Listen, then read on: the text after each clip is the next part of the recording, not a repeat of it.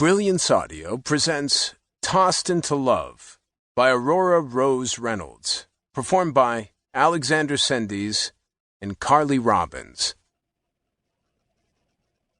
I hear the front door open, then listen as my sister Mackenzie tries to be quiet when she enters our apartment. The loud squeak of the hinges causes her to fail miserably. I roll over in bed and look at the clock. It's early, not even 5 a.m. I don't know where she stayed last night, but I do know it wasn't here. I also know that if I ask her where she was all night, she won't tell me. She never tells me anything anymore, which is annoying as hell and highly frustrating. There was a time when we shared everything with each other.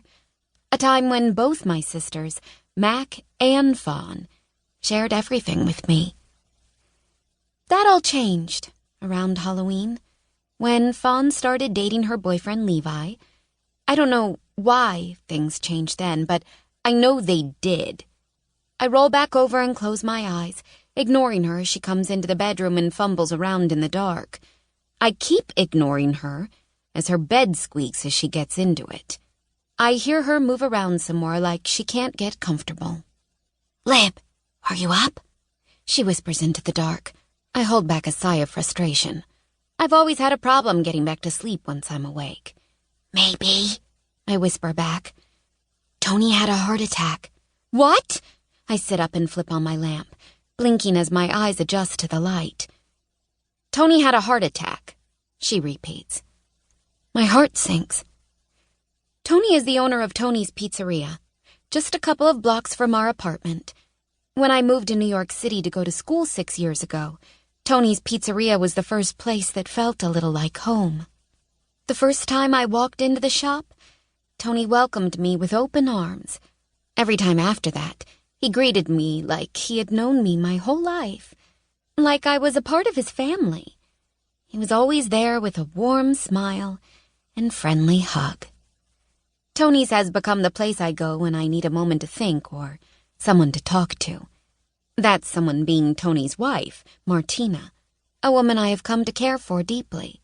She's always, but always, given me her time, her ear, and her advice. She and her husband are two of the kindest people I know. They remind me of my parents in a lot of ways. Tony has a warmth about him, and Martina is sweet to the bone and generous with advice, even when advice is not exactly what you're looking for. "When? Is he okay? Is Martina okay?" "It was a few days ago. He's okay. He had surgery.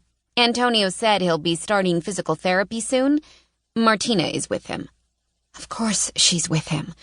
Martina is always at her husband's side. Where he goes, she goes. "Oh, God," I whisper.